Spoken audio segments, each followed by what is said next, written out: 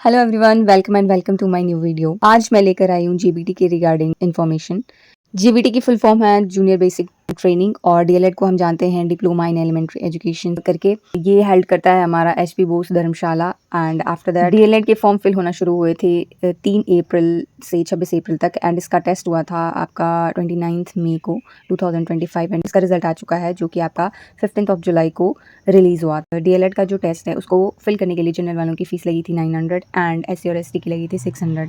And अब मैं आपको उस नोटिफिकेशन से रिगार्डिंग बता देती हूँ जो एचपी बोस ने अपलोड करी हुई है। डीएलएड का टेस्ट 15,609 स्टूडेंट्स ने फिल किया था, जिसमें से 14,352 जो स्टूडेंट्स थे उन्होंने ही टेस्ट को दिया एंड 3203 जो स्टूडेंट ऐसे थे वो पास हुए हैं, जो कि 15 तारीख को आपका रिजल्ट आया हुआ है। 1257 ऐसे थे जो एब्सेंट थे और उनमें से 1732 ऐसे भी स्टूडेंट्स थे जिन्होंने फीस पे नहीं की थी और उनका जो फॉर्म था वो रिजेक्ट हो चुका था पहले ही।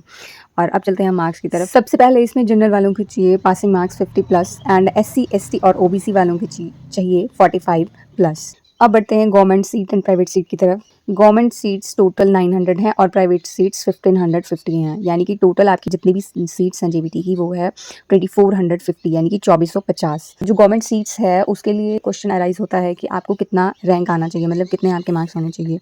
तो जो जनरल वाले हैं उनकी कट ऑफ ऑब्वियसली ज़्यादा ही जाती है हमेशा ही। तो आपको चाहिए, अगर आपके 60 से अबव हैं तो आपका गवर्नमेंट सीट में नंबर आ सकता है, और अगर आप SC ST and OBC category से बिलोंग करते हैं तो आपको चाहिए 55 से अबव मार्क्स, तो आपको गवर्नमेंट सीट मिल सकती है।